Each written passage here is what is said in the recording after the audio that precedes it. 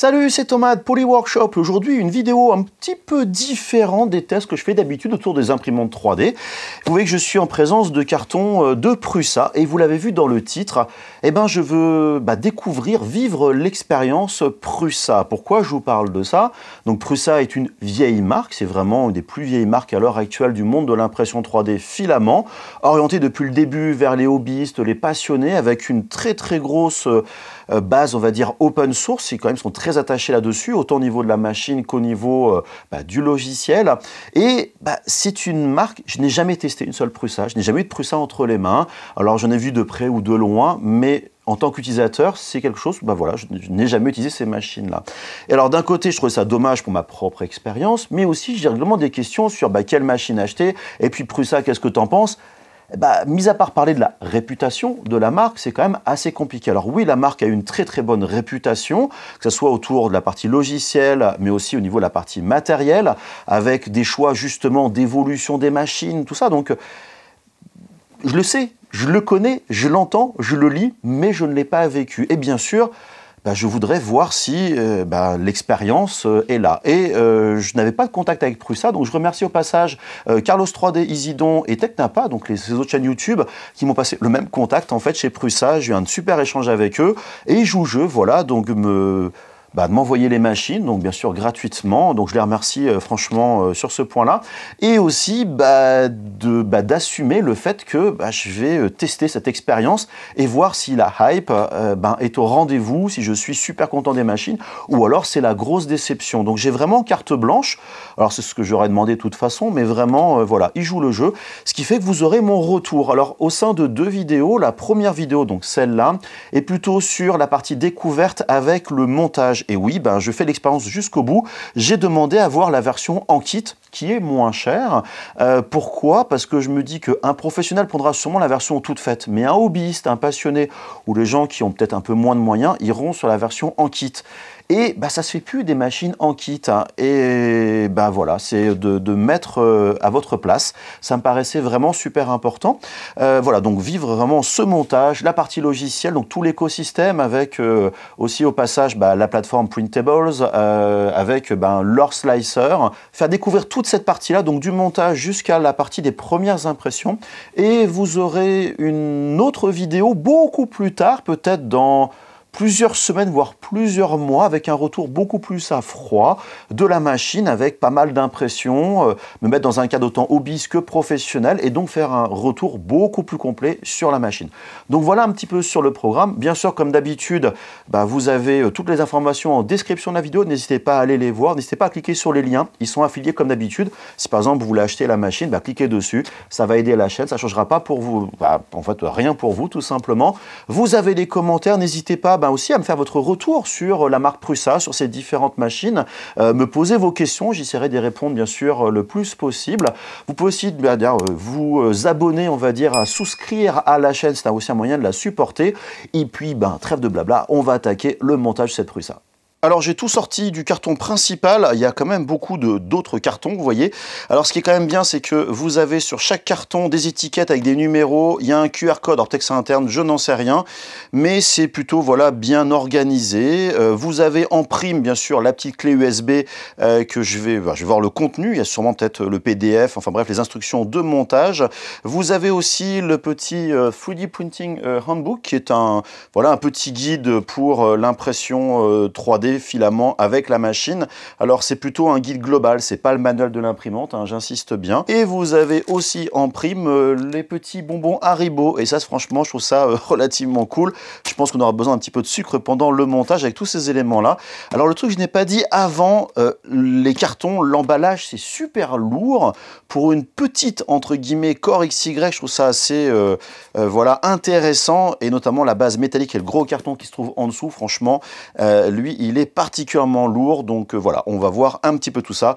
Maintenant, je cherche le manuel et je m'attaque au montage. Alors pour les instructions, en fait, c'est juste marqué sur le papier qui était fourni tout en haut de l'imprimante. Je suis allé sur le site donc prusa.io/core1. J'arrive sur cette page d'accueil. Alors je vois dès maintenant qu'il y a un nouveau firmware de disponible parce que il est du 14 avril. Je pense qu'à mon avis l'imprimante a dû être assemblée un petit peu avant. Et donc surtout les instructions ici, j'ai la version Core 1 en kit. Donc je clique sur le bouton. Je constate qu'il y a déjà différentes langues. Donc le français, ce qui va rassurer beaucoup de personnes. Je commence effectivement le guide. Alors tout d'abord, il y a toute une explication sur comment utiliser le guide. Et oui, c'est la documentation. Donc c'est important vraiment de tout lire. C'est vraiment, ils indiquent effectivement les images haute résolution, la navigation, etc. et tout. Voilà, donc prenez le temps vraiment de lire tout ça. Il y a notamment de l'aide pour les commentaires. Enfin voilà, pas vous trouver bloqué tout simplement. La partie outils, les explications et tout, les clés que vous allez avoir. Ça indique aussi que bien sûr, le sopalin par exemple n'est pas fourni avec ou des ciseaux, mais ça vous l'aurez de façon vous-même. Donc voilà les différentes informations. Tout est marqué aide mémoire et surtout vous avez aussi le Core 1 cheat sheet qui est ce document-là que vous pouvez imprimer. Donc voilà, que j'ai imprimé bien sûr à l'échelle. Vous avez dessus toutes les informations de taille par rapport aux différentes vis. Donc vous pouvez très bien les mettre dessus si vous avez un doute au moins. C'est un bon moyen de pas se tromper dans les vis que vous allez devoir utiliser. Vous avez aussi l'information, il y a de la visserie apparemment en rab, les indicateurs si vous devez par exemple réimprimer une pièce, c'est ça qui est quand même relativement cool. En gros, il y a les numéros de série pour chaque pièce. C'est l'avantage effectivement de ce que propose Prusa. Voilà, dire qu'ils sont là pour vous, comme tout à l'heure je disais au niveau de l'aide. Le commentaire, les chats, des trucs astuces, si par exemple des pièces, notamment des boulons, des vis ont du mal à rentrer, comment il faut faire pour le faire, donc ça c'est quand même assez cool. Les risques d'électricité statique pour la carte mère, enfin bref les composants électroniques, donc vraiment toutes les informations. Et le truc voilà assez sympa, il vous explique qu'il y a donc le sachet d'ourson Haribo qui est dedans parce que c'est une expérience apparemment enrichissante et donc pour chaque chapitre terminé il y aura une récompense. D'ailleurs il vous voilà, faut le lire franchement, c'est assez rigolo, c'est quand même plutôt cool. Ils vous disent cacher l'Haribo pour l'instant, trop tard, j'ai déjà ouvert le sachet, je vous le cache pas. Voilà, donc bref, ils indiquent aussi ne vous basez pas que sur les images, n'hésitez pas à regarder aussi le texte, c'est quand même super important. Voilà, bref, plein de conseils, un petit rappel sur les oursons pour attaquer tout ça, préparer le bureau, l'espace de travail. Vraiment, voilà, c'est quand même plutôt bien fait. Et maintenant, je vais attaquer tout ça avec le chapitre numéro 1. Et là, on doit vite préparer les choses. Vous voyez, c'est des petits sachets avec toute la visserie. Et il y en a beaucoup. Je vais revenir à nombreuses reprises. C'est des petits sachets avec les références marquées. Donc voilà, vis, écrou, vis de différents formats. Vous avez aussi toutes les parties pièces imprimées en 3D. Il y a un carton. Un petit peu moins que je le pensais, je vous le cache pas, et finalement les pièces sont dans certains cas très bien imprimées, avec de façon très rare un petit peu de pré-assemblage. On voit notamment un roulement, on va dire, à billes linéaire ici, mais c'est franchement très propre. Vous voyez des pièces aussi qui sont plutôt dans du plastique injecté, voilà, il n'y a pas que de l'impression 3D, ça m'a surpris, notamment ces pièces-là qui sont franchement très clean. Le cache de l'écran aussi, qui est aussi très propre, qui invente une impression 3D en pièces injectées. Là, vous voyez des pièces cette fois-ci plutôt métallique, donc il y a quand même quelques éléments préassemblés. D'autres éléments là pour l'extrudeur, donc différents éléments, c'est plutôt de la belle pièce, j'avoue. Ça fait très qualitatif, mais de l'autre côté, ce genre de pièce qui sert finalement à l'assemblage en impression 3D assez brouillon. La carte mère vraiment custom, made in Prusa, qui fait très riche. Et puis là, je vous montre au niveau de l'assemblage en dessous, vous avez les moteurs verticaux, vous avez les pièces qui servent à soutenir le moteur imprimé en 3D, là j'ai pas trop confiance, ça bouge pas un petit peu trop à mon goût. Et puis vous voyez, l'assemblage se fait au fur et à mesure et très rapidement, il y a beaucoup de bazar partout, parce qu'il y a vraiment plein de cartons, plein de pièces, on essaie de pas trop séparer, ce qui fait que c'est vite l'anarchie pour faire l'assemblage. Voilà des pièces comme par exemple le rail linéaire à assembler. Et la petite parenthèse au niveau du moteur, Lego Prusa, il y a 4 fois écrit le mot Prusa sur un moteur, et là sur le plateau malheureusement il y a que 3 fois écrit Prusa. Je suis un petit peu déçu. Donc vous voyez l'assemblage continue, la tête en elle-même, alors c'est pas entièrement fini. Et puis là je vous le dis vraiment, j'insiste et je reparlerai à la conclusion, ça m'a vraiment saoulé ici ce nombre de visseries avec vous voyez des références M310T, RT, RTX, STS, machin chouette. On s'y retrouve pas du tout. Par contre ce qui est cool c'est qu'il y a quand même toujours une pièce d'avance au cas où, mais vous voyez il y a un nombre de sachets, on passe un temps dingue à vraiment trouver les bons sachets, à préparer les pièces avant l'assemblage. Et maintenant que la machine est terminée, il faut faire les réglages, notamment la tension des courroies. On utilise le téléphone et l'application pour trouver la fréquence de tension. Bah oui, ça fait de la musique. Je trouve ça assez intéressant. Alors, c'est pas toujours très pratique, j'avoue, mais comme ça, vous pouvez vous assurer que la tension des courroies est bonne. Il n'y a plus qu'à insérer le plateau magnétique, des petits rangs, des petits débordements à l'arrière, je sais pas comment dire ça, pour bien le placer. C'est assez cool. On lance la machine et là, ouf, la machine justement démarre. C'était quand même mon stress parce que après autant de montage, se dire est-ce que ça a marché, pas marché et tout, elle s'allume, wouhou, voilà, c'était la joie. Et là, j'ai fini, non, pas fini tous les bonbons, mais j'aurais pu le faire. On choisit dans les menus. Alors, je suis en anglais toujours. Joseph Prusa nous accueille avec ici, bon voilà, les différents réglages. On choisit justement la calibration de ce que l'on a, le type de buse, etc. Enfin voilà, des choses assez classiques de la configuration d'une machine. En fait, j'ai pas eu à toucher quoi que ce soit, mais j'ai pu comme ça naviguer directement dans le menu. Là, pour la connexion Wi-Fi, on utilise encore le téléphone, l'application. On va rentrer ses paramètres directement par rapport à la machine. Et justement, l'application Prusa est quand même assez bien faite. Alors, à vous de voir si vous voulez vous géolocaliser ou pas, etc. Donc, je rentre toutes les informations. Et après, il n'y a plus qu'à aller à l'arrière de l'imprimante 3D. Via un tag NFC, on peut directement envoyer les connexions de Wi-Fi et pas s'embêter à taper un code directement sur l'application. Voilà, donc il y a vraiment tous ces systèmes-là qui permettent de notamment aussi connecter l'imprimante avec le cloud Prusa. Et donc, au niveau de l'application, vous voyez ici, tout apparaît directement sur le téléphone, ce qui fait que l'on peut, entre guillemets, piloter, monitorer l'imprimante. Et là, j'ai justement lancé tous les process de calibration, et c'est pareil, tout marche, ce qui est quand même assez rassurant de voir l'imprimante se déplacer, de voir que voilà, tout marche bien, déplacement des moteurs, et là, Joseph Prusa me dit « Happy Printing », je suis très content, et là, tout est OK, donc je n'ai plus qu'à insérer du filament, je parlerai un peu par la suite, de voir les différents menus. Alors je précise, je tourne la molette, je peux cliquer dessus, mais l'écran est tactile, on peut vraiment faire les deux, donc je choisis, je fais un préchauffage, le filament, on a les contrôles, on peut tout déplacer, enfin vraiment il y a beaucoup de contrôles dedans, même si, j'en parlerai je crois un peu à la conclusion, on peut bien sûr ne faire appel qu'à quelques menus de base. Franchement, il n'y a aucun souci, je trouve l'interface assez agréable à utiliser, honnêtement, on s'y retrouve très très bien, c'est assez fluide, mais voilà, et là je me rends compte qu'il n'y a pas d'accéléromètre dedans, c'est un peu franchement embêtant. Bref, il est temps de lancer une impression de test, je vais faire le classique Benchy, donc d'ailleurs qui vous dit passage que la grille est bien ouverte en haut, ce que je laisse faire, et là vous avez toujours la calibration du plateau qui va se faire. Alors ça prend toujours un petit peu de temps au début, mais bon, franchement, me perdre un peu de temps et que ça marche bien, et là vous avez donc l'impression du Benchy, donc maintenant cette fois-ci en accéléré, qui se passe bien. Donc voilà, l'imprimante aussi, elle marche toujours assez rassurant.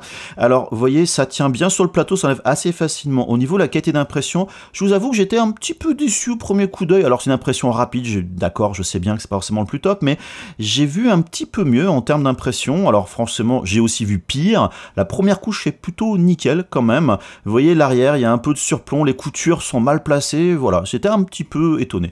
Là j'ai pris le filament que j'ai eu avec Buddy 3D, qui est une sous-marque, on va dire, de Prusa, filament un peu pailleté pour faire un autre modèle de présentation, enfin fourni avec la machine, l'espèce de lama techno. Et là, j'avoue que je suis toujours assez, et encore à l'heure actuelle, impressionné par l'accroche sur la première couche. Cette machine fait des premières couches vraiment assez fantastiques. Et après, voilà, quelques heures d'impression, vous avez un très joli lama. Et là, par contre, pas de problème de qualité d'impression, c'est vraiment nickel partout. Alors, le modèle est facile, il n'y a pas de support, il n'y a pas de surplomb, mais c'est vrai que c'est quand même plutôt très très propre contrairement au Benchy. Et étant d'attaquer la partie logicielle, notez tout en bas le petit Clippy version Prusa, ceux qui ont connu Windows il y a très longtemps s'en rappelleront. Voilà, donc vous avez notamment les différents menus de contrôle, l'imprimante, notamment Printable, leur plateforme de modèle 3D directement intégrée, Prusa Connect qui est vraiment génial pour piloter votre machine. D'ailleurs, vous remarquez, vous avez les deux prints que j'ai fait juste avant qui apparaissent, les statistiques, c'est vraiment un très très bon élément. Et donc sur Printable, bah tiens, je vais prendre ce premier modèle d'un chat en train de s'étirer tirer, imprimer, assez challengeant parce qu'en fait, il y a des surplombs, il n'y a plus qu'à directement le découper au sein du logiciel, ce qui fait que ça va le charger, voilà, directement, pas besoin de télécharger à côté, le réimporter, ça arrive directement sur le plateau de la machine. Alors vous avez les contrôles tout à fait classiques pour changer l'échelle, et là je trouve ça un petit peu bizarre, ouais, le manipulateur d'échelle qui est pas du tout standard. Alors vous allez voir, j'en parle un tout petit peu ici et là, mais l'ergonomie du logiciel, je trouve ça un petit peu un peu chelou des fois. Vous remarquez que sur le côté, vous avez tout en haut directement les profils d'impression par rapport à vos filaments et donc par rapport aux buses, ce qui est quand même un bon point de départ. Vous voyez ici, on a le structural, on peut choisir le filament. Là j'ai du Buddy 3D PLA classique. L'imprimante bien sûr c'est la Core One, et au niveau des supports, je voudrais des supports partout, tout simplement. Voilà, donc on n'a plus qu'à cliquer, mais je veux pas des supports classiques, je voudrais des supports en tri. Donc dans les réglages d'impression, pour avoir ces tri supports, je cherche un petit peu où ça en est, donc je découvre un petit peu tout ça. Alors je découvre pas complètement parce que c'est pas nouveau pour moi Prusa Slicer, honnêtement. Et puis là je vais choisir directement des supports de type organique, donc des tri supports. Il n'y a plus qu'à faire le slicing qui se fait toujours en deux étapes, on dirait un pré-slicing et après le slicing final, où là on voit les différents supports donc de type arbre, et vous remarquez qu'il y en a beaucoup au niveau du modèle, du fait qu'il y a quand même beaucoup de surplomb ici et là. Donc on peut comme ça analyser le nombre de contours que vous avez, le remplissage, tout ça, et c'est vrai que le slicer de Prusa lui-même est plutôt bon, et vous remarquez qu'on a les statistiques avec ici quand même 2h12 de support, c'est quand même plus d'impression de support, enfin une bonne partie de l'impression c'est quand même lié au support. Et maintenant il n'y a plus qu'à slicer, on voit ça directement sur Prusa Connect. Mon imprimante est actuellement au repos, je définis comme étant l'imprimante prête et imprimée maintenant, on clique, ça envoie directement tout ça auprès de l'imprimante. Dans Prusa Connect on peut vérifier effectivement la progression. Vous remarquez, je l'ai envoyé deux fois finalement en même temps. En fait non, pas du tout, c'est juste qu'on a le transfert en cours et l'impression en cours. Vous voyez, c'est terminé, et l'imprimante, enfin le logiciel m'indique directement que l'impression se fait en cours. Vous avez les statistiques de température du plateau, de la buse, les matériaux, donc on a vraiment tout sous les yeux. Et l'imprimante elle donc commence son process, et vous remarquez là au niveau du réglage du plateau, des fois la buse palpe, et puis elle va palper un tout petit peu à côté pour être sûr d'affiner finalement la position exacte. Et la première couche se fait, et là toujours pareil, franchement je suis impressionné de cette première couche qui est vraiment hyper constante, très très bien faite. Vous voyez la petite ligne sur le côté à droite, c'est juste un déplacement qui a été fait, peut-être un mauvais rétract, et là vous voyez ça colle franchement très bien. Je suis vraiment hyper content de ce plateau. Je sais pas ce que c'est comme matière, j'ai pas creusé plus que ça, mais c'est super efficace. Donc là il n'y a plus qu'à voir un petit peu l'évolution au niveau des supports, de l'impression 3D, et après quelques heures, vous voyez on a ça, et on a du mal à l'enlever du plateau, mais quelques petites torsions de celui-ci, voilà, il n'y a aucun problème et tout va s'enlever assez facilement sur la fin. Voilà, vraiment le plateau, j'insiste, je le trouve très très agréable. Alors maintenant il faut enlever les supports. Alors je fais en accéléré parce que c'était un peu plus compliqué que prévu. J'ai trouvé que les paramètres par défaut, notamment je pense la distance entre les supports et le modèle 3D avec l'interface est peut-être pas forcément optimum, mais voilà, après quelques instants on récupère un modèle qui est quand même franchement très très bien imprimé, bel état de surface, même si la partie en dessous qui est très proche de l'horizontale, ça pourrait être un petit peu mieux, mais ça c'est le problème des supports en général. Un autre projet là plutôt de production personnelle, itératif, j'ai fait des gabarits, vous l'avez vu dans une autre vidéo, un test de graveur laser, notamment le Dweck G2 Max, où là voilà, j'ai fait des formes assez basiques pour faire de la gravure, et je peux envoyer directement de Fusion 360, hop là, dans Prusa Slicer. Mon modèle apparaît ici, donc là je prends mes profils aussi assez classiques en version speed, parce que c'est juste du gabarit, c'est pas du bel objet. On peut voir que j'ai en total 10 minutes d'impression, donc vraiment je peux itérer, je passe ça directement dans Prusa Connect, mon imprimante est prête à partir, et il n'y a plus qu'à suivre directement l'évolution au sein de la machine. J'avoue que franchement j'aime bien comme ça monitorer, même si l'imprimante est à côté de l'ordinateur. Vous voyez, il y avait l'estimation du temps un petit peu plus long, parce qu'il y a la préparation forcément avant. L'impression elle-même se passe très bien, je suis resté sur le même filament qu'avant, le filament, le Buddy, l'impression est franchement clean. Alors je fais des couches assez épaisses, je cherche pas la perfection de l'impression, c'est vraiment du gabarit. Par contre, il faut que mes codes soient bien faites. Finalement, j'ai décidé de changer un truc, un espacement et tout.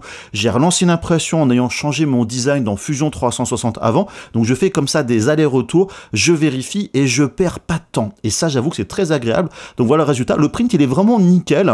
Voilà, une variation avec 4 éléments. J'ai mis mon logo en plus. Il n'y a plus qu'à vérifier. Donc j'insère mes petits objets voilà, en laiton directement sur le gabarit. Il n'y a plus qu'à lancer le graveur laser. Donc là, c'est un peu hors sujet par rapport à la vidéo. Mais comme ça, vraiment, je peux faire mes modèles. Ils sont toujours alignés, prêts à l'emploi. Autre exemple de gabarit, toujours le même process avec l'imprimante pour faire des tags voilà, illustratifs. Franchement, c'est super cool et ça marche très bien. Et un petit truc aussi que j'aime bien avec la machine, voilà, j'ai dû faire un peu à l'arrache des magnets donc de Matt Meyer Makes. Avec la machine, j'ai pris les fichiers, hop, dans le plateau, j'ai slicé, j'ai lancé à l'impression 3D et voilà, c'est bon, c'est terminé. Il fallait quelques minutes, j'ai plus qu'à coller les petits magnets à l'arrière et franchement, pareil, ça va très vite et c'est cool. Et un autre projet, pareil, j'ai fait dans la même journée. J'ai besoin en fait d'une tablette pour surélever un écran sur un salon, donc vraiment un truc totalement différent. J'ai fait ce design à l'arrache dans Fusion 360. J'ai fait des lettres dans une, on va dire, séparées pour pouvoir les imprimer justement à part et les coller par la suite. La forme est très simple, en espèce d'ellipse que j'ai extrudé avec des pieds. Je lance l'impression du texte. Vous voyez, c'est des formes très très plates, très très larges. Le plateau est imprimé à l'envers, la partie plate bien sûr, vers le bas pour éviter les supports. Je vais encore m'extasier sur la première couche de la machine qui est vraiment nickel. Mais regardez bien l'impression elle-même. Là, on arrive au niveau des pieds. Le dessous est vraiment super propre, sachant que j'ai fait une impression avec des couches assez épaisses. Pareil pour les lettres. Je les ai faites directement à plat et ignorer un petit peu le petit carré qui est au bout. Et il n'y a plus qu'à coller les lettres. Alors là, j'ai des traces de doigts et de colle un peu sur le plateau. C'est un peu dommage, c'est de ma faute. Mais c'est vraiment super top et j'ai pu faire ça hyper rapidement. Autant le design que l'impression que j'ai pu valider. Alors, il n'y a pas de vidéo avec l'écran, mais franchement, ça a très bien marché. Autre truc aussi, j'ai fait, alors je ferai une petite vidéo à côté, le Je suis 99%, qui est un petit peu une private joke en interne avec les youtubeurs sur l'intégrité des youtubeurs. Voilà, donc je fais partie des 99%. J'ai fait donc le design avec Fusion 360. Le même principe que le plateau avant, j'ai fait les deux parties séparées, le texte, le dessous et les lettres par-dessus. Vraiment aucun souci. Donc vous voyez au niveau du démarrage, avant que la calibration se fasse au niveau du plateau, la buse se nettoie. Vous voyez, il fait ces petits passages, histoire, je pense, d'enlever l'excédent de filament pour être sûr que le palpage c'est bien. Et là, il y a nettoyage de la buse qui a raté. J'ai dû le relancer. Ça m'est arrivé sur une autre impression. D'ailleurs, c'est les deux seules erreurs que j'ai eues finalement avec la machine. J'en parlerai un petit peu avec la conclusion. Et vous voyez, là, c'est passé et il n'y a plus que le palpage à faire. On l'a vu tout à l'heure, mais c'est toujours assez intéressant d'ailleurs de voir ces petits restes finalement de filaments qui collent. Et vous avez vu que là, juste avant, la buse a fait trois petits passages, voire un quatrième au même endroit, voire un cinquième avant de, vous voyez, continue pour être sûr qu'il a bien calibré ce point-là. Et donc ça, ce qui donne justement un résultat très propre de la première couche. Là, je fais les lettres, un tout petit peu de surextrusion. C'est un autre filament que j'ai utilisé. Il faudrait peut-être que je le calibre un petit peu mieux. Après, c'est pareil. C'était un peu pour la blague, fait très rapidement. Tout ça a été fait vraiment dans la volée pour un résultat qui est assez cool. Alors c'est pareil, il y a des petites traces de super glue en séchant ici et là. Ça avoue que c'est de ma faute. Pareil, la première couche, franchement, très nickel. Dans la lignée des choses très utiles faites avec cette imprimante, j'ai fait des trackers, des marqueurs pour le scan 3D, modèle récupéré sur Printable, où je suis en train de tester un scanner à l'heure actuelle. Et j'avais besoin de créer justement ces petits marqueurs. Pour ça, je fais appel à du filament du PLA plus 2.0 dessus nu qui marche très bien. J'ai tout mis directement sur le plateau pour tout imprimer. Tout c'est très bien fait. Alors c'est pareil, pas besoin d'une qualité diabolique. Le print est très propre. Désolé, j'ai pas de l'usage pour l'instant à vous montrer. Bon, vous avez compris, je m'extasie sur ce plateau, cette première couche. Je me suis dit, bon allez, on va mettre ça à l'épreuve, on va imprimer une côte de maille. C'est des choses qui sont assez compliquées, c'est plein de petites extrusions ici et là, et ça lâche. Et là, en fait, ça lâche pas du tout. Alors, je vous le dis dès maintenant, c'est l'impression totalement inutile, mais c'est quand même rigolo à voir. D'ailleurs, en général, quand c'est inutile, c'est que c'est vraiment nécessaire. Ça a très bien tenu. D'ailleurs, la question, c'est comment je vais enlever ça du plateau sans casser l'impression. Là, le filament Sunnu, ce 2.0 PLA marche très bien. Et le truc est très cool à utiliser. En fait, c'est un bon fidget pour les hyperactifs comme moi. Je vous cache pas, je sais pas si vous entendez, il est juste à côté de moi. Je le tripote tout le temps. Et franchement, c'est très cool. Et donc voilà, mais bref, ça sert strictement à rien. Mais j'ai toutefois décidé quand même de challenger l'imprimante avec avec ce design, ce pot à crayon dans le style Kumiko, avec plein de petits motifs, voilà, directement. Je trouve vraiment le design très très sympa. Ça vient sur Printable directement, et j'utilisais pour ça un filament de type bois, très, comment dire, humide, ce qui se voit au niveau de l'impression. J'ai quand même laissé la machine tourner. Alors je me suis dit, ça fait de la sous-extrusion, etc., et des trous bizarres. Non, c'est vraiment, vous allez voir par la suite, c'est vraiment lié au filament, ce qui fait qu'il y a du stringing, ces petits fils dans tous les sens, ce qui est un petit peu dommage, mais une fois qu'on a un peu enlevé tout ça et tout, c'est assez sympa. Voilà, donc ce filament que je conseille souvent, bah, il aime pas trop l'humidité, mais c'est quand même assez cool. Mais je me suis dit, voilà, on va quand même sortir le filament de l'équation. Je prends donc l'autre filament, celui qu'on a vu avant, le Buddy 3D, et là vous remarquez que c'est vraiment nickel, aucun souci. Je fais toujours avec alors un autre filament ici du rouge, la partie intérieure. Remarquez sur le côté à droite on voit la couture qui est pas tip top, mais une fois que c'est rentré dedans il y a aucun souci. C'est vraiment super cool comme design. Si vraiment vous voulez faire une impression sympa pour ranger les choses, voilà, c'est vraiment un très très beau modèle. Il n'y a plus qu'à ranger directement vos accessoires, vos crayons, tout ça. Donc là vous le voyez ici avec des choses que j'ai mis un petit peu au pif, mais vraiment projet très sympa. Et dans la lignée, on m'a demandé, ah ouais, ce serait bien d'avoir un pot pour mettre les clés dans l'entrée. Je me suis dit pourquoi pas. Donc vraiment dans la même série, je dirais un espèce de pot à bonsaï. Voilà, je sais même pas si c'est le même créateur. Là j'ai pris le filament, donc le Buddy 3D Stone Pierre. Alors il tire un petit peu vers le jaune, j'avoue. C'est pas forcément la plus belle couleur, mais surtout c'est qu'il y a des grands surplombs, notamment sur, vous voyez, pour joindre les deux parties qu'on voyait intérieur-extérieur. Et ben l'impression, c'est pareil, le filament est propre, nickel, il y a rien à dire. Quand je dis il y a rien à dire, il y a vraiment rien à dire au niveau du modèle, que ce soit le fond très très plat, mais surtout, vous voyez sur le contour, les surplombs qui ont été faits, certains sont courts, mais sur les côtés vraiment latéraux, aux extrémités à droite et à gauche, c'est toute la longueur, il n'y a aucune retombée de filament, c'est vraiment super nickel. C'est vrai que la machine gère très très bien les parties surplomb. Donc vous voyez ici, j'ai refait la partie base avec ce Wood PLA. Bon, je savais que ça allait faire du fil dans tous les sens, mais bon, comme deuxième partie du modèle, et je savais que j'allais devoir passer un petit peu de sèche-cheveux et tout. D'ailleurs, on voit qu'il y a la surextrusion à ce niveau-là. Il faudrait que je calibre un peu plus le filament, mais pour l'usage, c'est pas grave, et des fois, c'est plus rapide de nettoyer que de calibrer pendant des heures et des heures un filament, mais ça, c'est un peu ma petite, on va dire, tambouille. Et là, on se retrouve, voilà, avec le résultat, une fois tous ces filaments enlevés et voilà, assemblés, c'est juste emboîté tout simplement. Les petits patins anti-dérapants en dessous, on fait tout ensemble, et franchement, c'est super propre, le design est vraiment sympa. C'est dommage qu'il soit pas un petit peu plus grand au niveau du modèle, mais voilà, franchement, tester ce genre de design, ça vaut vraiment le coup. Et puis, j'ai eu une demande au club de tir à l'arc pour faire un support pour un arc à poulie en impression 3D, donc j'ai trouvé un peu ce design, je l'ai essayé. Le but pour moi étant d'imprimer notamment en ASA, donc finalement plutôt technique et en TPU, donc on va voir un petit peu tout ça, ce qui fait que bah, dans le slicer j'ai imprimé les modèles, j'ai choisi le profil directement de l'ASA, voilà, donc je prends vraiment les profils par défaut, je cherche pas à les modifier et tout, c'est-à-dire que plus tard je pourrais aussi prendre du TPU, du flex hein, directement pour cette deuxième partie. Pour le filament, bah, j'ai pris du Buddy 3D ASA, donc voilà le filament directement proposé par Prusa en couleur rouge qui pète bien. J'ai pensé à fermer le clapet en haut pour la ventilation, pour justement garder la température. Je choisis le profil d'ASA pour faire du préchauffage, le but étant de faire chauffer la machine un maximum avant. Vous voyez ici elle est en train de chauffer, remarquez tous les petits déchets de filaments à côté, comme quoi j'ai quand même pas mal imprimé avec la machine, et là l'impression se lance. Mais l'ASA c'est un filament assez technique qui a souvent des problèmes d'accroche, il va se déformer, voire se décoller du plateau. Et là, je me dis dès le début, oh, franchement, pour l'instant, ça tient bien. Alors, il n'y a pas grand-chose, mais ça continue à bien tenir. Allez, franchement, nickel. Je continue l'impression, et là, je me suis dit, bon, il est tard, je vais me coucher, et puis, bah, demain matin, je récupérerai ma pièce. Sauf que, bah, le lendemain matin, voilà ce que j'ai récupéré. Une pièce a à peu près tenu, l'autre pas du tout. C'est parti dans tous les sens. Le grand classique, bref, problème d'accroche. Maintenant, je me suis dit, bon, allez, on va pas s'arrêter là, je vais recommencer juste une pièce, et ben là c'est pareil, ça n'a pas tenu sur le plateau. Pourquoi? Parce qu'en fait, il faut mettre de la colle. Alors, notamment, prenez la Magigou. Technapa fait une super vidéo, notamment sur cette colle-là. J'en avais plus, j'ai dû prendre de la colle Bamboo Lab, qui est pas vraiment faite pour. J'ai quand même fait donc j'ai quand même bien badigeonné. Et là, mon impression a bien tenu. Là, j'étais assez content. Résultat plutôt, on va dire, impeccable. Même si on peut constater sur le côté, à l'endroit où je tiens, voilà, donc sur la gauche, il y a un peu de déformation, vraiment à l'extrémité gauche, en bas, au niveau du modèle.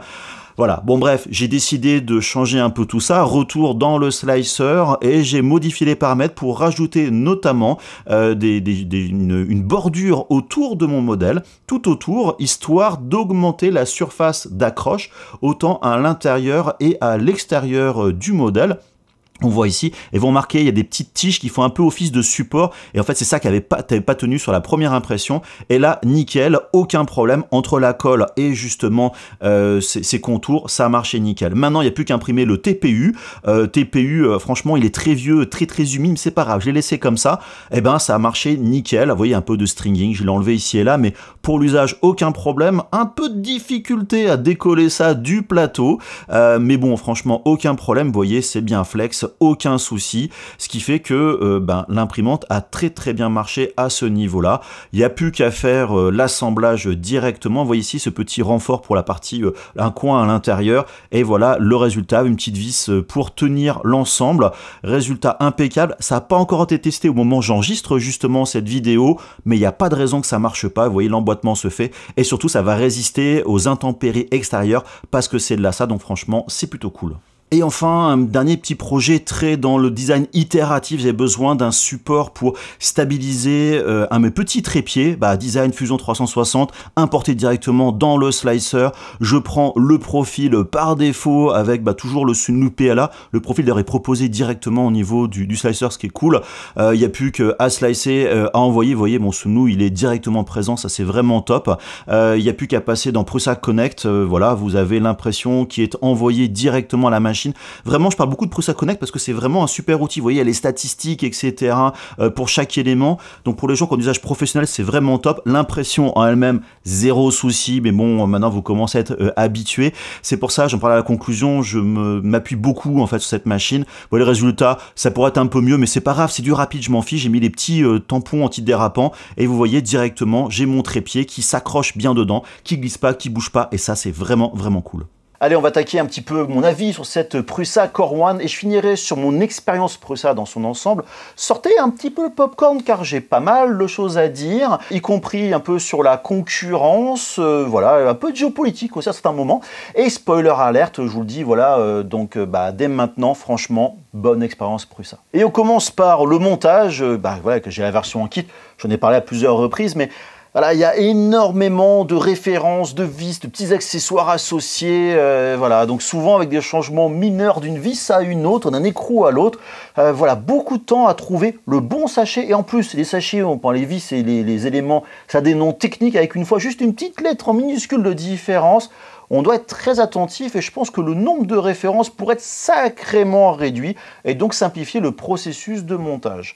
Et il y a dans ce montage beaucoup d'étapes, bien plus que je l'imaginais. Je pensais que la version en kit avait au moins quelques parties préassemblées. Non, franchement, il faut tout assembler, y compris les engrenages un à un de l'extrudeur. Alors, c'est aussi une des raisons du temps assez long qui est nécessaire à monter la machine. Pour ce temps, justement, prévoyez un bon week-end avec une météo bien crade pour monter la machine. Alors voilà, le temps qu'il vous faut, c'est à peu près voilà, le temps d'une journée, on va dire, hein, pas forcément un week-end.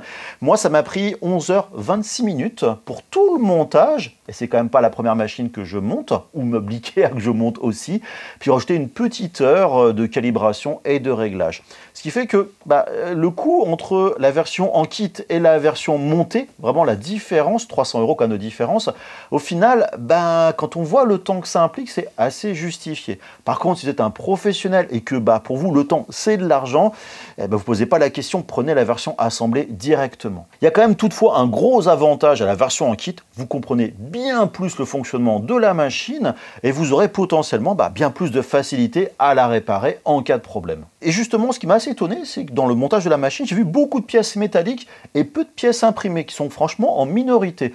Et d'ailleurs, même certaines pièces sont en plexiglas découpé au laser. Mais certaines pièces que j'ai trouvées un petit peu critiques, comme je vous le montrais au début de la vidéo, ces supports de moteur imprimés en 3D, ça je suis pas trop convaincu du choix, je sais pas trop comment ça va tenir sur le long terme, on va voir. Et maintenant, je vais vous parler un petit peu de l'usage de la machine, donc de mon avis global. On est franchement dans un monde destiné à des utilisateurs un petit peu connaisseurs, on va dire. On sent les racines de Prusa qui ont commencé il y a bien longtemps, bien avant la majorité des marques concurrentes, que ce soit au niveau du matériel, etc. Et donc bref, pour vous dire que ce côté voilà, un petit peu avancé, on le retrouve au niveau du slicer, au niveau des menus de la machine par exemple. Alors la machine en elle-même, elle se pilote très très bien au niveau de son menu qui est quand même assez agréable à utiliser. Le menu est quand même bien organisé et il se pilote via la molette cliquable ou directement au doigt parce que l'écran est tactile. Et franchement, avoir les deux, c'est vraiment top. Par exemple, j'aime bien aller dans les menus de configuration avec la molette, mais les actions principales du côté tactile. Et il y a franchement pas mal d'options dans ces menus, ce qui va ravir les geeks de l'impression 3D. Mais les personnes, franchement, qui sont débutantes, elles n'auront pas à rentrer dedans, dans ces menus-là. Moi, je ne vous cache pas que j'y suis allé pour explorer, mais au final, j'ai passé mon temps à charger des fichiers, à charger le filament, choisir le type de filament pour la température, faire du préchauffage, et c'est à peu près tout. Par contre, là où je trouve que ça pêche, c'est dans le slicer. Alors attention, le slicer, il slice très très bien. L'intégration avec Printable, donc la plateforme de gestion de contenu 3D, c'est vraiment très bien fait. J'adore le Prusa Connect pour la gestion de la machine à distance, la gestion des impressions, l'historique et tout. C'est vraiment le slicer en lui-même. Alors franchement, il reste très austère. C'est vraiment le côté interface et ergonomie. Quand on est habitué à Orca Slicer, c'est un petit peu difficile. Donc vraiment, j'insiste, je parle vraiment de l'ergonomie, mais à un moment, je ferai moi-même pour me dire, mais ils sont les paramètres globaux de l'impression, je ne les trouve pas, ils ne sont pas sous le modèle, où est ma liste de modèles 3D, etc. Mais en fait, non, c'était juste un réglage d'impression dans l'onglet là-haut. Je savais qu'il existait, mais voilà, j'ai perdu le réflexe, ce qui veut dire que, bon, le système à la Orca est un petit peu mieux, ce serait bien mettre un petit peu d'énergie pour dépoussiérer leur slicer. Alors concernant les impressions 3D, c'est quand même un point très très important. La première couche, vous l'avez vu, franchement, elle est toujours nickel, elle est très belle et ça tient franchement très très bien. La surface du plateau en elle-même est vraiment elle est top, j'avoue, y compris aussi à l'entretien. Par contre, ça ne vous affranchira pas de mettre un petit peu de colle pour certains matériaux. Vous l'avez vu avec mon impression en NASA qui voilà, n'a pas tenu ou c'est un peu déformé. Sinon, au niveau de l'impression 3D des objets en eux-mêmes, rien à redire dans l'ensemble, c'est très très propre. Les défauts que j'ai constatés sont souvent plutôt dus à un réglage du slicer, typiquement la couture pour les Sims, donc voilà, les coutures pas forcément au bon endroit. Voilà, c'est des petits trucs à droite à gauche, ou alors à améliorer le profil d'impression. J'avoue que j'ai pris les profils par défaut sans me poser de questions. Ou alors quand votre filament il est un petit peu beaucoup humide et que vous ne l'avez pas passé au dryer, ça peut se voir sur l'impression 3D, mais là c'est pas lié à la machine. Maintenant, j'attaquais un peu les points positifs et négatifs. Commencer par le positif. Alors, je l'ai déjà dit, franchement, monter sa machine, on fait des économies. Ça permet d'en apprendre beaucoup sur cette machine, mais vous avez le choix de ne pas le faire. Et ça, franchement, c'est top. On gagne de l'argent, on apprend, à vous de voir. Donc, vraiment, on laisse le choix. Et c'est la seule marque, je crois, à proposer ce genre de choix à l'heure actuelle. Alors là, il y a un point positif qui est assez étrange parce que je ne peux pas le quantifier ou le justifier. Mais en fait, j'ai confiance dans la machine. Alors, peut-être parce que justement, je l'ai monté, j'ai vu comment ça marchait, j'ai vu les pièces. Bon, je m'y connais un petit peu forcément, mais voilà, j'ai l'impression que je peux compter sur elle, ce qui veut dire que j'ai de la production à faire, je vais la faire principalement sur cette machine-là. Je vous dis pourquoi, j'en sais rien, mais c'est le ressenti que j'ai, et j'avoue que j'aime bien des fois avoir un feeling avec mes tripes, on va dire, et pas que sur du quantifiable. Mais si j'ai une galère, par exemple, on va dire, déjà, vous avez une grosse aide en ligne. Et ça, c'est bien, franchement, FAQ, guide, explication et tout. Et souvent, c'est là où la concurrence, elle pêche. Là, il y a de quoi vraiment d'être informé. En plus, avec la Prusa Academy pour apprendre des choses beaucoup plus globales sur l'impression 3D. Et justement, dans la lignée que j'aime bien des choses chez Prusa, je n'ai pas pu l'expérimenter, mais les machines sont évolutives. Par exemple, vous avez une MK3S, on peut faire une mise à jour vers la MK4S pour ensuite la transformer aussi en Core One. Même si à chaque fois, il faut faire un kit de mise à jour qu'il faut payer, qui sont quand même un petit peu chers. Et je ne vous cache pas, vous faites ces deux mises à jour successives, ça coûte le prix d'une Core One neuve directement. Mais au moins, on peut faire évoluer les machines, elles ne sont pas bloquées au moment de l'achat. Et ça, franchement, c'est top. Et dans la lignée aussi, vous pouvez racheter toutes les pièces de la machine individuellement ou imprimer les autres pièces. Ce qui veut dire que en cas de pépin, en cas de casse, eh ben, vous n'êtes pas qu'une machine en rade où vous attendez une carte mère l'autre bout du monde ou quoi que ce soit. Et ça, franchement, c'est vraiment bien ce côté évolution. Voilà, la machine a un avenir et pas cantonnée à prendre la poussière parce qu'elle est tombée en panne et qu'on ne peut pas la réparer. Sinon, la machine, j'aime assez bien en fait son form factor, c'est-à-dire la place qu'elle va prendre. Elle est assez petite, ce qui fait qu'on peut la placer un petit peu partout dans son bureau, l'atelier et tout. Il n'y a pas grand-chose qui dépasse du fait de ces renforcements à l'intérieur pour le porte-bobine ou l'espacement de l'autre côté, en plus qui est en métal, on peut aimanter des choses dessus, ce qui est quand même, je dirais, top. Voilà, donc elle prend pas trop de place, c'est pas la plus petite en Core XY, mais c'est pas la plus grande. Mais je vous cache pas que lorsque j'ai découvert la machine au Formnext 2024, je me suis dit, mais elle est vraiment petite à l'intérieur. C'est plus un effet d'optique justement à cause de ces renfoncements, ce qui fait qu'il n'y a pas de place perdue, donc c'est quand même franchement pas mal pour ce format de Core XY. Et on me pose souvent la question, est-ce que la machine elle est bruyante ou est-ce qu'elle est silencieuse? Alors, c'est pas la plus silencieuse, mais c'est de loin pas la plus bruyante. Chez moi, elle est à 1 mètre à peu près de ma tête quand je travaille sur l'ordinateur. Alors oui, on l'entend, mais c'était pas genre dire « Oh mon Dieu, je peux rien faire parce que la machine a fait trop de bazar ». J'ai des machines Core XY qui font beaucoup plus de bruit que celle-là. Et là, je vais parler d'un point que je trouve très positif, qu'il faut pas l'oublier, c'est que c'est une machine qui est faite en Europe. Elle est faite en Tchéquie, à Prague. C'est la seule marque, on va dire, européenne, occidentale dans cette gamme de prix, on va dire, dans cette cible de clientèle qu'ils ont. Toutes les autres marques sont des marques chinoises. Alors, sans rentrer sur des gros sujets de géopolitique, mais à l'heure actuelle, il y a quand même des guerres commerciales entre les États-Unis, entre la Chine, l'Europe qui est un peu entre les deux. Donc voilà, c'est quand même un point un petit peu important, il ne faut pas l'oublier. Et dans la lignée, Prusa est très attaché aux données, au côté open source, ce qui fait que vous pouvez garder toutes vos données confidentielles, ce qui devient de plus en plus compliqué chez d'autres marques concurrentes où tout doit passer par le cloud, les connexions réseau, vos fichiers G-code, votre caméra par rapport de surveiller qui passe dans le cloud à distance, voilà, avec pas mal de télémétrie, de récupérer, donc bon, voilà. Là, c'est vrai que si vous voulez transformer cette machine en boîte noire de vos données à vous et pas de savoir ce qui se passe dedans, eh ben c'est vraiment possible. On peut la déconnecter complètement du réseau ou alors juste être en réseau direct. Il y a pas mal d'options par rapport à ça et en plus du Wi-Fi qu'elle propose, vous avez aussi une connexion Ethernet et ça c'est vraiment top. Maintenant je vais parler des points négatifs. Alors bon, j'ai pas eu de soucis majeurs, je vous le cache pas, sauf peut-être voilà un point qui m'a un petit peu embêté, c'est le nettoyage de la buse qui se fait au début du processus d'impression qui voilà à 2 reprises, enfin sur 2 impressions différentes, a dit ah mais j'arrive pas à nettoyer la buse, il faut recommencer. Bon, ce système-là, je pense, est nécessaire pour le réglage de la calibration du plateau par la suite. C'est un peu bête parce qu'on ne peut pas le bypasser, il faut réessayer jusqu'à ce que ça marche, éventuellement passer un petit coup sur la buse ou quoi que ce soit, mais ça ne va pas se couper tout seul. Je veux dire des fois, mais c'est bon, on lance l'impression, s'il y a un petit peu de décalage sur ma première couche, elle marche tellement bien que ça n'est pas forcément très très grave. Donc voilà, c'est un petit peu bête parce que si vous lancez votre impression, vous ne faites pas gaffe, c'est-à-dire vous lancez juste print et vous partez faire autre chose, vous revenez 2 heures après, votre impression sera toujours bloquée sur ce menu-là. Voilà, c'est un petit peu dommage. Alors un autre point aussi qui m'embête un petit peu, surtout au prix de la machine, c'est qu'il n'y a pas de caméra fournie avec par défaut et il n'y a pas de capteur pour faire l'input shaping. Vous savez, c'est cette détection de vibration pour faire la compensation. Pour une machine plutôt haut de gamme en 2025, ça pique, sachant que des machines low cost, à 329 €, donc machine chinoise, le propose, donc voilà, ça pique franchement, j'avoue. Alors l'imprimante reste quant à elle, je trouve assez cher pour une personne passionnée, 1049 €, le kit à assembler, 1349 €, le kit complet. Au moment où j'enregistre la vidéo, on est loin d'une Centauri Carbone Core XY qui arrive à 329 €. Et en plus avec les options que j'ai mentionnées juste au-dessus, même si clairement on n'est pas du tout sur la même qualité. Et surtout, voilà, un professionnel aura peut-être un regard différent sur le tarif qu'un particulier pour des raisons d'amortissement, etc., etc. En fait, le point que je pourrais trouver, je dirais, pour moi négatif tout du moins, c'est l'absence d'une chambre d'impression chauffante et vraiment thermorégulée. C'est-à-dire que là, on peut détecter la température, mais on ne peut pas la chauffer, mis à part mettre le plateau. Le plateau à chauffer à fond, c'est pas bon, ça fait le taf, mais ça pourrait être mieux. Et c'est un peu dommage, voilà, que cette machine entièrement fermée, avec aussi ce petit clapet en haut pour ouvrir ou laisser passer la chaleur, c'est pas mal, mais c'est un petit peu, je dirais, dommage.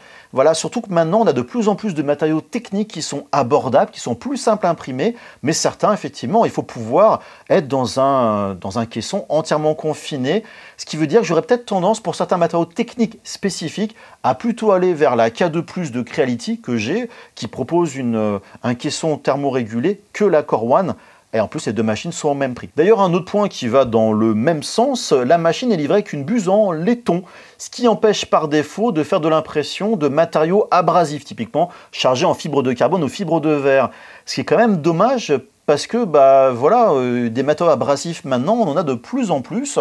Et j'ai envie de dire, la buse, elle se change très facilement. Ça aurait été bien d'avoir deux buses fournies avec la machine. Cette excellente buse iFlow, franchement, qui marche très très bien en laiton, et fournir une buse renforcée, histoire de pouvoir imprimer un peu tout avec cette machine. Donc voilà, c'est ces deux petits points-là qui, moi, me posent un peu plus souci sur la machine. Et mon dernier petit point négatif, mais je passe mon temps à me plaindre des machines chinoises sur ce sujet-là, et c'est pareil pour la Prusa. Pourquoi le bouton d'allumage se trouve à l'arrière, vraiment à l'arrière, et en plus dans le renfoncement à cause de l'alimentation qu'il faut aller chercher. Et ça, j'avoue que franchement, c'est galère et ça me saoule d'une puissance extraordinaire. Mettez-moi en commentaire, ça vous saoule aussi des repassages. Allez, il est temps quand même de parler de mon expérience Prusa. Alors, voilà, gardez en tête que c'est un premier retour à chaud, j'ai pas encore assez d'usage, j'ai pas des milliards d'heures, j'ai pas eu de galère, j'ai pas eu d'entretien à faire, donc pour moi tout est rose, donc c'est très bien, mais en fait il faut que ça continue. Alors je vous cache pas que le début, vous l'avez vu, a été un petit peu moyen au niveau du montage, vraiment je m'attendais pas à un kit aussi complet finalement, à faire autant d'étapes, et je me suis dit à ce niveau-là, je vais devoir peut-être souder tous les composants sur la carte mère moi-même, bon j'exagère un petit peu, mais ça m'a effleuré l'esprit, voilà, mais bon, vous l'avez vu, je l'ai déjà assez redit, c'est un bon point, c'est une bonne expérience, même si ça manque franchement d'une petite vidéo en complément du manuel. Le texte est franchement très bien fait avec les commentaires pour justement des fois mieux voir certaines étapes. Et puis franchement, je l'ai déjà dit, je le répète, mais pourquoi autant de références dans la visserie, franchement. Ah oui, petit détail aussi, les nounours gélatine, franchement pas top, les fraises Tagada ça aurait été quand même vraiment mieux. Et sinon, le point important pour moi, c'est vraiment l'écosystème dans son ensemble qui marche vraiment très très bien. Printable, c'est super riche en termes de modèles. On peut ouvrir directement dans le slicer, choisir dans les profils d'impression, on slice, on envoie tout ça via Prusa Connect et la machine se lance. Pour faire simple, franchement, dans l'ensemble, la machine, elle sait se faire oublier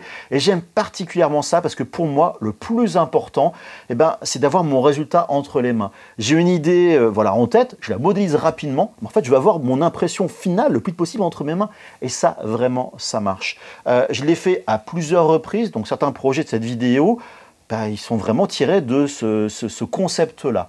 Maintenant, est-ce que la hype correspond vraiment à la réalité, enfin à ma réalité? Alors pour l'instant, avec entre guillemets le peu d'impressions que j'ai effectuées à l'heure actuelle, que ce soit celle visible dans la vidéo ou en dehors de la vidéo, franchement, je dirais ouais, j'ai une super expérience, voilà, Prusa. J'ai vraiment pas grand-chose à reprocher, autant voilà, à la machine que tout ce qui va autour, cet écosystème.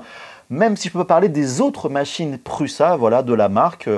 Mais pour revenir sur cette Core One, franchement, je ne vais pas hésiter une seule seconde à la recommander, malgré son tarif un petit peu premium.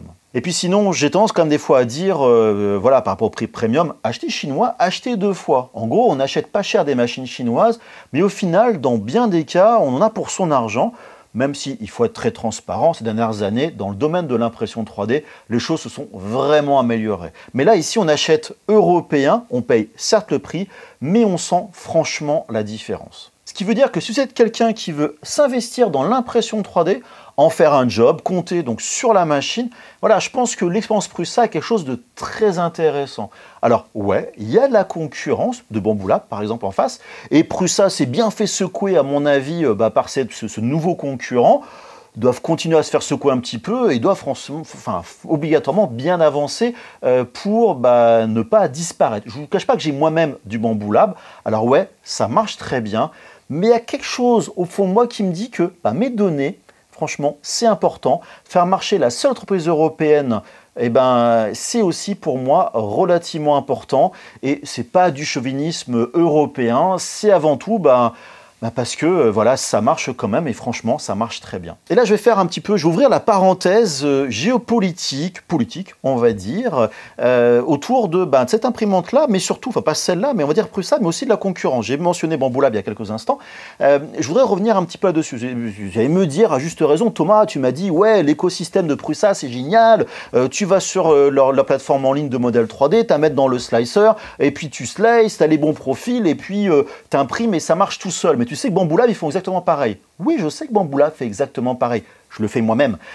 Mais il y a un truc qui, moi, me pose un peu souci, c'est que vous allez me dire, ouais, Bambu Lab, c'est vachement mieux. Et je ne suis pas là pour faire une guerre Bambu Lab, Prusa, ce genre de choses. Je m'en tape complètement, honnêtement. Mais il y a un truc qu'il ne faut pas oublier, c'est que Prusa est une vieille marque. Prusa a mis beaucoup de choses en place. Prusa s'est fait quand même énormément pomper par des entreprises voilà, étrangères en dehors de Prusa, surtout les vieilles générations, parce que Prusa fait de l'open source, et il y a des marques en face qui font pas vraiment de l'open source, mais qui s'inspirent très profondément. Donc voilà, et souvent le plus compliqué, et croyez-moi, je parle d'expérience par rapport à tous les boulots que j'ai fait. Alors dans le monde du logiciel, c'est génial d'avoir des très bonnes idées. Souvent les idées les plus simples, c'est les plus compliquées à trouver, mais surtout c'est très facile à se faire copier. Et souvent une bonne idée, vous la sortez, vous la faites bien, vous êtes focalisé sur votre R&D. D'autres vont se dire, ah bah oui, ils ne vont pas perdre de temps finalement à trouver l'idée, ils l'ont directement. Ils vont s'en inspirer, voire même l'améliorer. Et des fois, c'est quand même quelque chose de bien. Mais il faut que ça soit dans les deux sens et pas à sens unique. Et j'avoue que, voilà, il y a des marques qui mettent beaucoup de brevets maintenant et on va se retrouver dans pas longtemps, des marques qui seront vraiment inspirées de l'open source, vont créer des brevets ici et là et vont peut-être trop verrouiller les choses, et on le voit à l'heure actuelle. Moi, j'avoue que le verrouillage des données dans ce monde-là, je ne suis pas forcément toujours très très fan. Et donc, ce qui veut dire que ça n'engage que moi, mais je pense que soutenir des marques qui sont aussi transparentes, aussi ouvertes, qui dépensent de l'argent en R&D, il faut les considérer. Maintenant, à vous de voir, c'est vos budgets. Moi, je ne dis pas ce qu'il faut que vous fassiez, mais voilà. Et surtout dans cette époque où la géopolitique est quand même assez compliquée entre cette guerre économique entre les États-Unis avec un fou au pouvoir, avec la Chine de l'autre côté qui est d'un certain point de vue assez quand même, pas super terrible, et nous, l'Europe entre les deux, on s'est bouffé par tout ça. Donc voilà, c'était juste un petit coup de gueule, mais n'oubliez pas ce genre de choses, et voilà, c'est pour ça que je voulais vous le dire par rapport à Prusa. Bref, je vais continuer à utiliser cette Core One, voir plus sur du long terme ce que ça vaut. Peut-être aller lorgner un petit peu l'option multimatériaux, le MMU3, et surtout, franchement, je vais imprimer pour pouvoir faire un retour sur le plus long terme, et par contre, plus tard, peut-être dans 6 mois, 1 an, je n'en sais pas plus que ça. En tout cas, j'espère que ce partage de mon expérience Prusa vous aura intéressé. Oui, la vidéo était quand même franchement relativement longue. N'hésitez pas à me mettre en commentaire qu'est-ce que vous pensez de cette expérience Prusa. Est-ce que vous êtes utilisateur Prusa? Peut-être que vous avez découvert la marque il n'y a pas si longtemps. Peut-être que vous avez basculé d'une marque vers Prusa, ou le contraire, vous avez peut-être quitté le monde Prusa. Voilà, dites-le moi pourquoi en commentaire. Et puis n'hésitez pas aussi à me suivre sur les réseaux sociaux comme d'habitude. Donc vous avez le Discord, bien sûr, autour du monde créatif. Peut-être parler aussi de votre expérience Prusa directement dessus. Mais vous avez aussi Instagram, TikTok principalement, LinkedIn, machin, etc. Enfin bref, je suis un petit peu partout. Et puis surtout, n'oubliez pas, le plus important, c'est d'être créatif. Et moi, je vous fais des très gros bisous. À très bientôt. Bye bye.